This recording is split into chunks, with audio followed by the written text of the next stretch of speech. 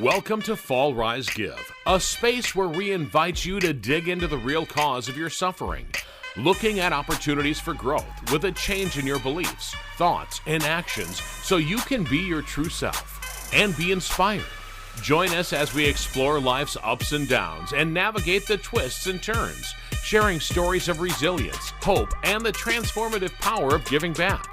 Whether you're looking for a change, in recovery, or simply seeking inspiration, this podcast is your go-to for candid conversations, raw emotions, and a whole lot of heart. Tune in and discover how to fall, rise, and give back on life's extraordinary journey. Fall, Rise, Give, turn struggles into opportunities by being your true self and help others. How you doing? I'm Bartender Bob, and you are? Kumar. I'm doing really well, Bob. Good. I'm glad to hear that. So, before we get into the show, I kind of wanted to talk about following through on things and giving things a chance, giving things time. So I worked on Saturday night at the bar as a bartender, and I live in a town of 191 people, as I've told you before. There are 3 bars in town. There were 2. The third one just reopened 2 weeks ago, and our business has just gone from, because the bar I work at is mostly a restaurant. So I mean, we've got restaurant and / bar, but I work at the restaurant, the fancy, the quote unquote fancy restaurant for Ferryville, Wisconsin.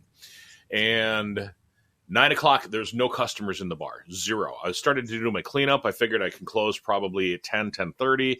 I'm doing my sweeping. I got my coolers all stocked. I got everything all ready, ready for the Sunday crowd. And I was doing a little bit of, table cleaning and stuff. And 2 people walked in at about 5 minutes to 10. And I'm like, oh, man, come on in, They sat down, and I talked to them. The lady ended up being a bartender from another town, and they were just on vacation. And then pretty soon, this car pulls up, and then another car pulls up. They get out of their car. They look at the bar where I'm working. They look at the restaurant, and they start walking toward the other place. And so I run over and open up the door, and I yelled, and I'm like, hey, come on in here. And they did. And there's like 8 people. So I ended up having 10 people from 10 to 12:30 yesterday, just because I had the chance, because I stayed open longer than I was going to, and because I had the quote guts or whatever to call out the door and say, come on over here. Ended up being a great night. Ended up meeting some really super fantastic people from Waterloo, Iowa. And I met these other people that were from the other side of the state. They were up by the Milwaukee area. And so it's kind of cool that putting together some of the things that we've talked about here is just, giving it chance, giving things a chance, giving it time actually worked for me in real life. And I thought I'd share that with you. Yeah, no, that's pretty cool. So basically what you're saying is kind of a slow, dead, not a failure of a night, but, kind of a slow night. And then you turn it around. Mm-hmm. You had a little bit of luck with a couple walking in, and then you took the initiative and went out there and said, hey, guys, come on to my bar. I'm pretty cool over here.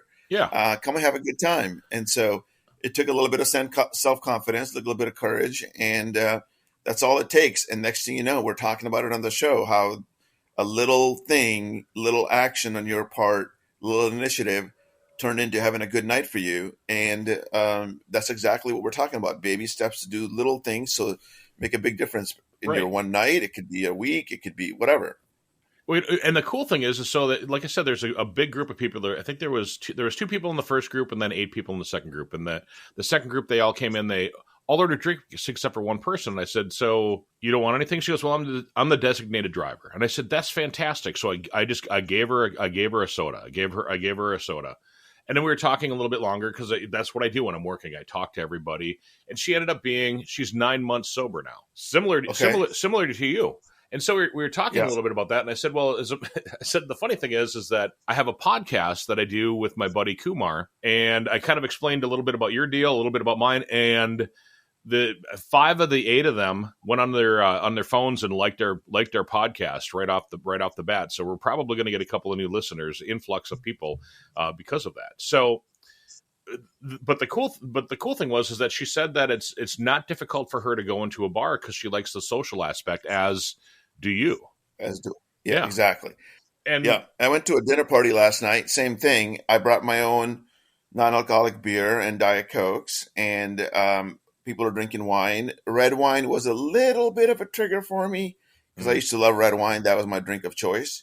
Mm-hmm. But not really. I was prepared. I had a great time at dinner, and at 9:15 we left the party and got home in a decent time. And so, yeah, I love the social aspect of just socializing with people, and going to a bar or restaurant is one of my favorite things to do 2 or 3 times a week.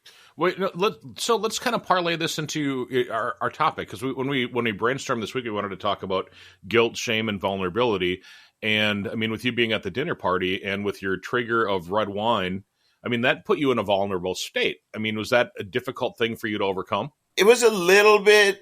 But I basically, normally I don't talk about being sober and going to AA meetings and things like that. Mm-hmm. The attitude adjustment program, as we call it. But I was able to be open and honest, saying, look, for me, it became a daily thing. And instead of drinking just on the weekends, I was drinking most of the nights. And that's a problem when you are working and you want to live a healthy lifestyle, which I do. It's not conducive to that. I was basically getting up, working out every morning, and I was like just super sluggish and super tired. And so for me, I wanted to live an optimal life, and it didn't work out. But sharing that with somebody who was drinking wine, and a couple of conversations that I had, I was able to get through it. And being vulnerable, I think just means being honest about whatever you're feeling in the moment, right?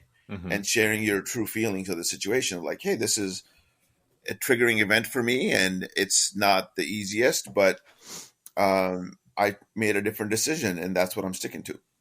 See, that's awesome. I mean, and kudos for you. I applaud you for being able to do this and to be open and honest about it, because I mean, it is called AA for a reason, because it's Alcoholics Anonymous, and here you're putting your face to, your face and your voice to your struggles and your road to recovery. And to me, I think that's fantastic that you're able to do that. Yeah, and to do that with people that you meet for the first time, right? There's a couple in there that was new in the dinner party. Others I had met. He was a Boeing exec who's just retired, and she's an Amazon exec. And it doesn't really matter to me what people do or live and do that kind of thing. I'm like, I'm just going to be myself. Mm-hmm. And part of being myself is being honest and saying, this is what my struggle is. This is kind of where I'm going. And once you mention it, that it's your struggle, it doesn't become a struggle anymore. It's kind of out in the open. That's what vulnerability allows you to do, is get it out in the open, then it gets off your shoulders. And so that's the beauty of the program. That's the beauty of being honest with yourself and others. And you just get things off your shoulders. You don't hold things in. There's no secrets in life anymore. Right. And when we hold on to secrets, they may not be that big of a deal to others as well. As I mentioned before, most people are listening to WIIFM. What's in it for me? Nobody really cares what's going on in your life. I mean, generally they'll be a little bit interested here and there, but Mm-hmm. they're always listening in the back of their head what's going on for them. And so don't worry too much about what other people think or what's going on. Just be honest with yourself and honest with other people, and life will be good. It's funny that you mentioned the WIIFM. I've never heard that before. Right now, this is the first time I heard it. What's in it for me? I think that's fantastic. Being a former radio personality myself, that would have been great to know back when I was on the air. So, the funny thing is about the the what's in it for me, and the people don't really give a damn about your life, is true to a point. But I mean, if you look at and think about our social medias these days, we've got Instagram, Facebook, Twitter, or not Twitter anymore, X. We have all of these places for us to share our life. I think most of us share not our struggles, but most of us share our things that we've done really well. Most of us share our moments of joy, and our moments of, hey, we just kicked this ass, and we're gonna, we're doing this. They don't show the point where you stubbed your toe, and they don't show the point where you, like your example of you being at a dinner party and having triggers for things that for you there. Or they don't show the fact that you got a flat tire. They show the fact that I got my flat tire fixed and somebody helped me. Not the struggles that went into the point, but something that showed up as you being the winner. Yeah, they don't share the fall; they share the rise, right? Right. And exactly, and rarely do people talk about giving, and maybe because they're society-wise, maybe we don't give as much, and or we we think we want to be more humble. We want to give in a quiet piece of ourselves. So maybe there's a little bit of guilt involved with trying to broadcast certain things about your self achievements or what have you. But yeah, I mean, the key for me is you do share the good things. You need to find a place where you can be vulnerable and share your truth. And so for some people, it's therapy. Some people, it's a recovery group. Some people, it's family and really good friends to be able to say, hey, Tom, I'm struggling with this situation. I had a situation with a friend. He was sharing certain things with me this weekend, Friday night, and over text. And I could tell he was in pain and around this relationship part of his life. And for me, all I could do was support him and be in the best listening phase. I had recommended a couple of situations for him and they weren't working out, and it wasn't him lack of trying, but I was just nudging him along, like, this is kind of what you want to do. Sure, you want to do this? Let's go ahead and do this. And he's basically said, I've tried this and that, and it didn't work. And so at that point, I was left with just listening and supporting my friend the best way that I could. And so he ended up, I think, felt listened to and supported. And that's all we need when we're being vulnerable. It's just that we're heard and we get it off our chest, right? And then we automatically feel better. Do you find it hard to find somebody to listen to you, or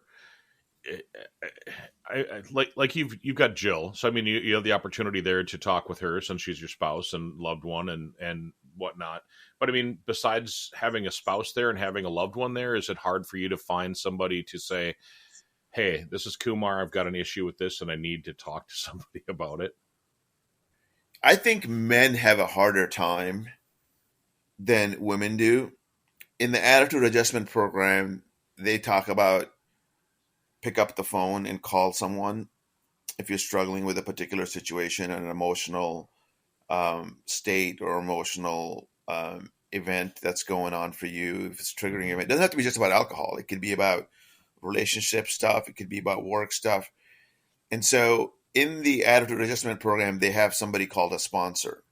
And you have a sponsor, but it doesn't have to be a sponsor either. It could be another person in the group that you're friends with. So the group itself has a collective of people that share their phone numbers with, and you text them like, hey, Brad, I'm having a hard time about this. Do you want to talk? Are you able to talk today? And you can text someone and you can have a good conversation. I did that with my friend Ryan that we've had on a couple of weeks ago, maybe about a month ago, about something that I was going through. And he helped alleviate, and he was right. Whatever advice that he was giving me, he's like, you're making a big deal out of this situation. That you're making a mountain out of a molehill, and it's really not that big a deal. And he was right. And I was just literally going off my kilter and like, oh my God, I'm going to lose my job. Shit's happening, blah, blah, blah. And he's just like, dude, your boss just wants things 1, 2, and 3.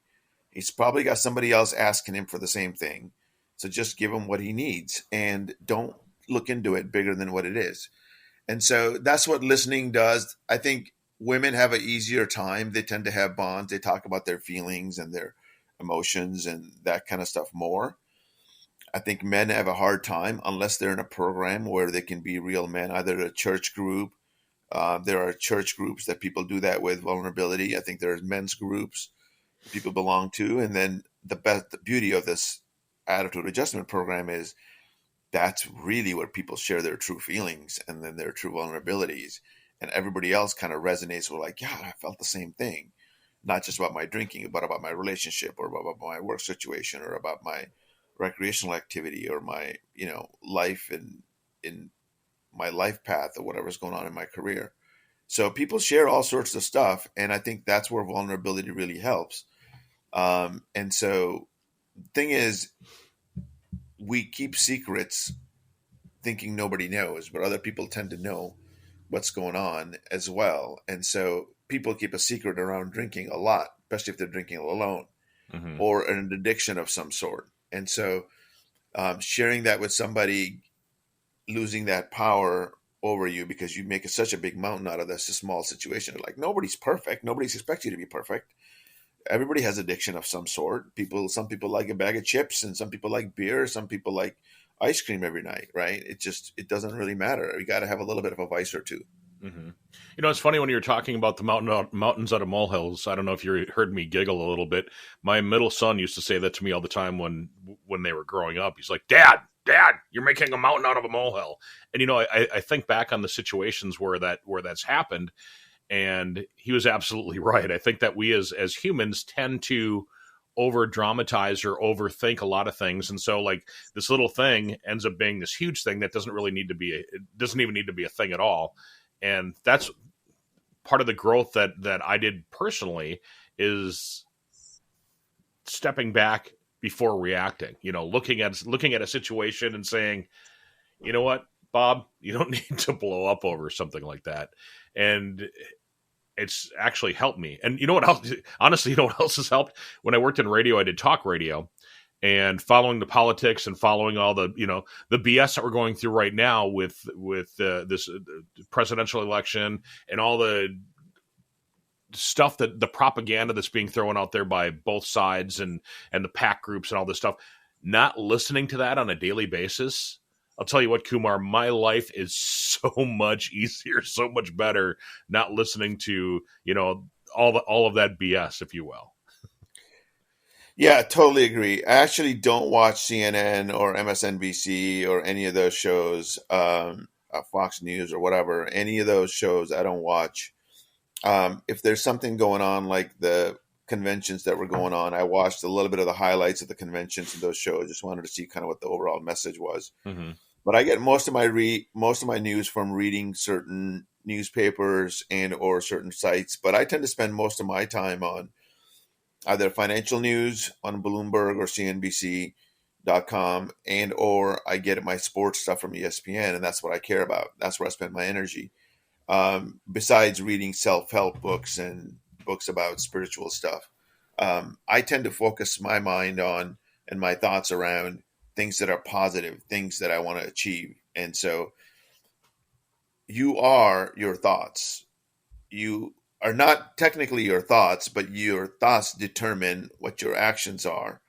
Your actions end up in your experiences, and then your experiences end up turning into beliefs, which could be wrong or could be right, depending on how you look at it. But yeah, so what you feed into the brain is what you get out of it. And so it's really important to me that I'm feeding the right level of information. Right. Well, it's funny. Even I'm sorry, I keep saying it's funny to say that, but a lot of that's what we've talked about in previous episodes of the podcast is manifestation. If you're thinking positive, you're going to do positive. If you're thinking negative, you're going to do negative. If you're thinking, so if you align yourself with things that you want to do, that's what's going to happen. As even we mentioned, like the 5 people that you spend the most amount of time with are the people that are going to help you to form and to maneuver life the way that you need to maneuver it, and to have basically a good life.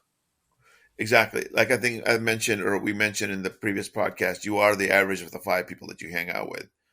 So whatever they're bringing to the table is who you hang out with. And so I happen to tend to spend most of my time with people who are positive, people who are into spiritual stuff, people who are into looking at things that they want to manifest and things that they care about, and living a joyful life. Like I have my golfing buddies, and I hang out with them and play golf and the recreational activities as well. Right. So life to me, it is about little molehills. Don't make mountains out of those. Don't sweat the small stuff. It's that Roy Smalley thing, right? And most of all the stuff is small stuff. Yep.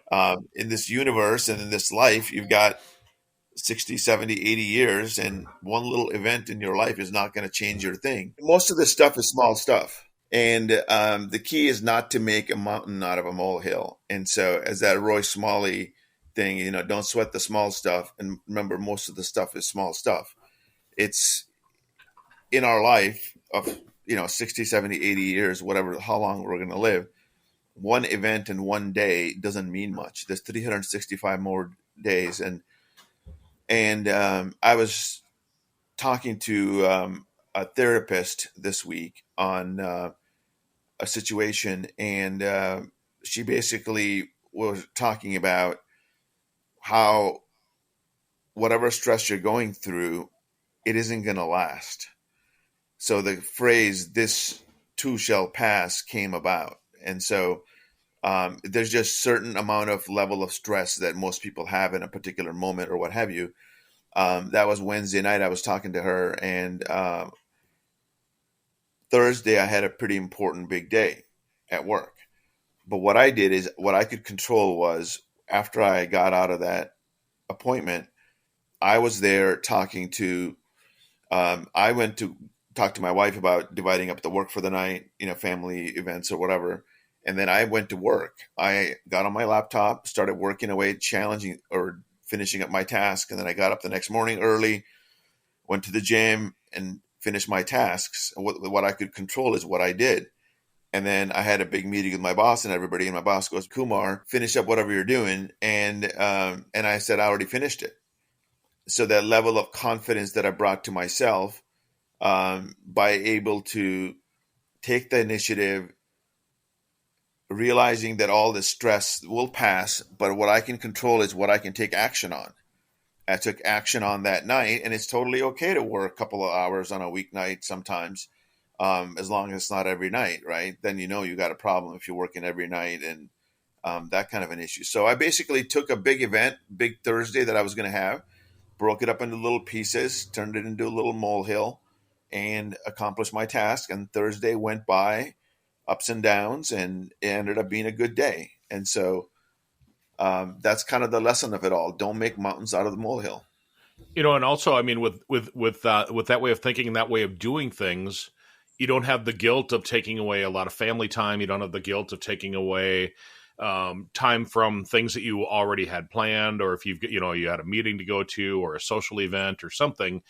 If you take smaller pieces, if you end up making it into a molehill rather than a mountain, you're able to finish the task without putting a lot of stress on yourself and without making yourself feel guilty about missing out on other things. Exactly. And so, it's a great point. It's like, talk about feeling guilty. Feeling guilty about something that you did wrong or something that went wrong for you. Usually it's intentional. You made a mistake. I made a mistake on Wednesday. That's why I ended up working on Thursday, Wednesday night, because Wednesday morning he asked me, "Did you finish this?" And I'm like, "No." And I apologized and blah, blah, blah, put my vulnerability hat on and said, "I've just been too busy." And owning it, right? Saying I didn't do it because of XYZ. And Wednesday night, I ended up doing it. So what I did is I took the guilt and I didn't let it turn into shame. Perfect. The difference between guilt and shame is pretty evident. When you feel guilty about something, you made a mistake, it's a moral barometer of some sort. It's a barometer that says, I didn't live up to my standards, so I feel bad about it. What you don't want to do is feel bad, so bad that you try to numb your pain through an addiction of some sort. And you don't want to not take action. When you turn into shame, you go hide in the corner with your addiction of sort and you don't take action. That's where shame gets to do and becomes toxic. So we all know shame can make it, then it affects your self-worth and it affects your self-esteem. And so shame is really about a long-lasting mistake that you made on making yourself and your self-worth be really low. So the key is to say, yes, it's a barometer. I'm human. I made a mistake, and letting it go, that I'm not perfect. I'm not supposed to be perfect. Guiding yourself out of it. Don't make a mountain out of that guilt and turn it into shame. Turn that molehill and say, you know what? I made a mistake. I'm not human. And that's the biggest thing that most people in the attitude adjustment program get. They realize, I got a DUI or I went to jail or whatever. A lot of people go and make these mistakes and then they hold on to this and make a huge mountain out of it.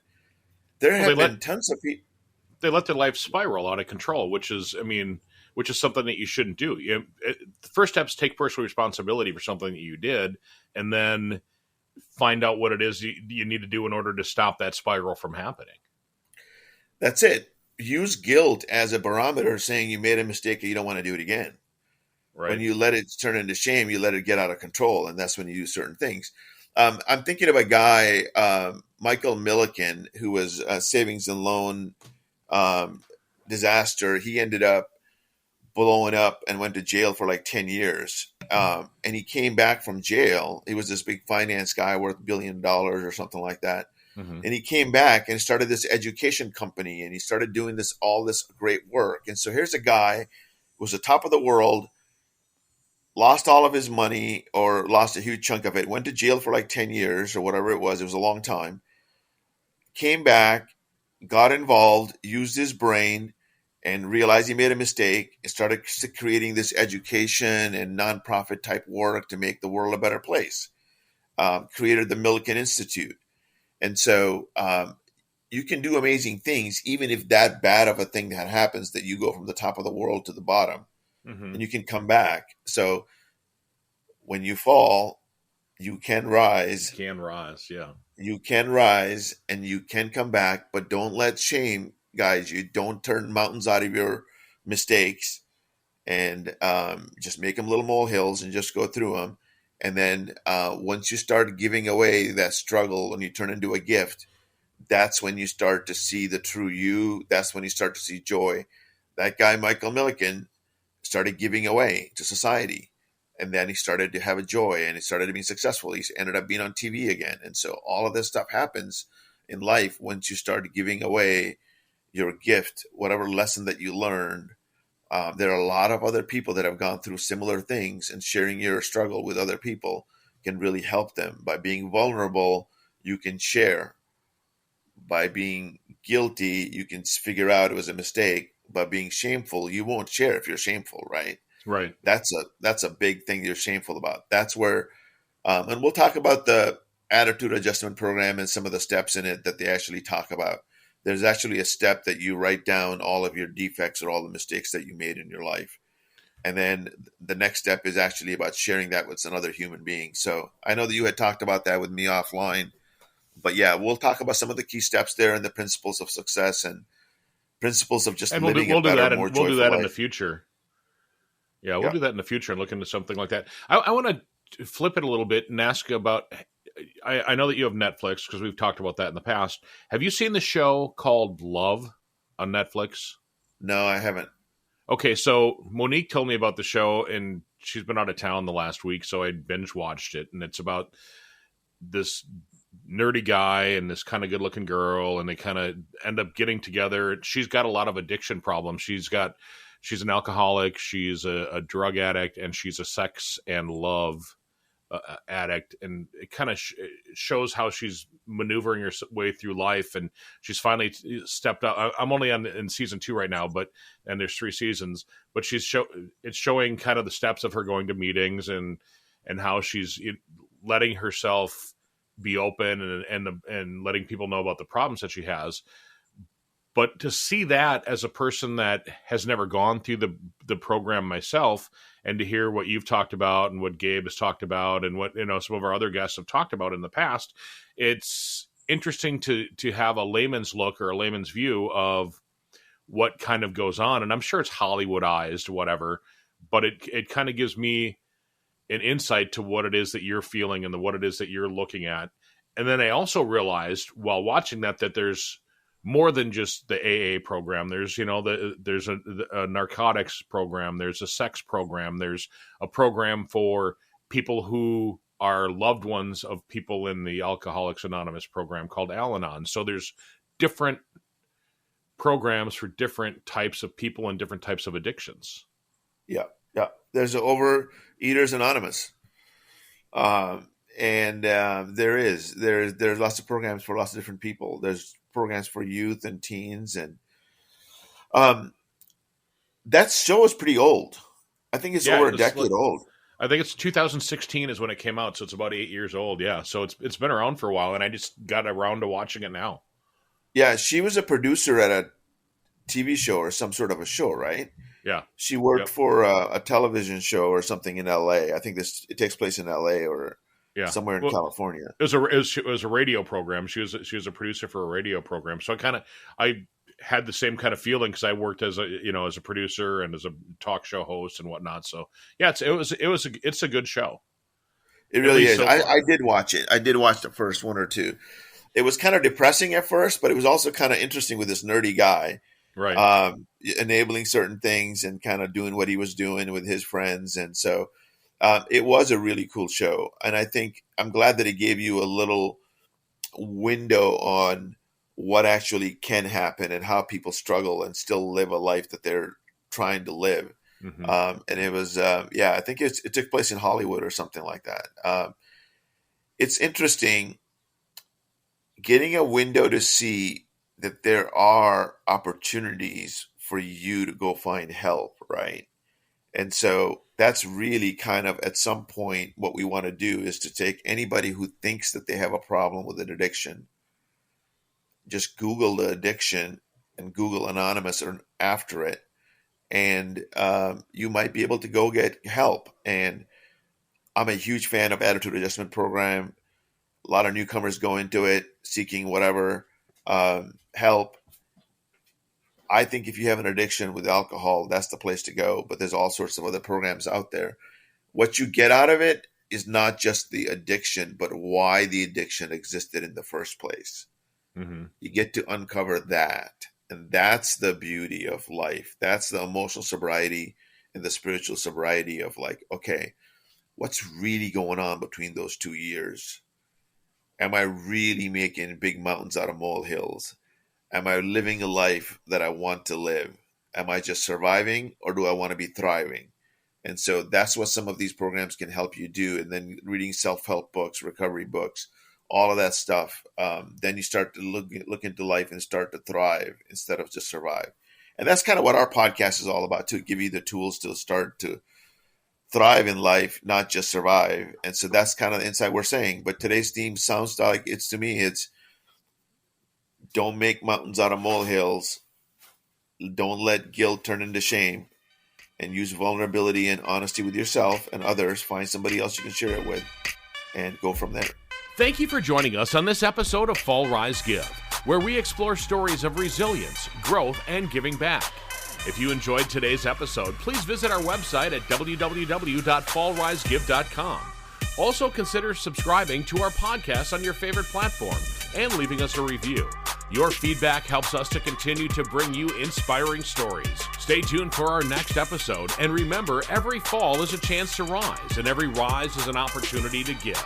Until next time, keep falling, rising, and giving. This is Fall Rise Give, produced by podcastforhire.com. Thank you for listening.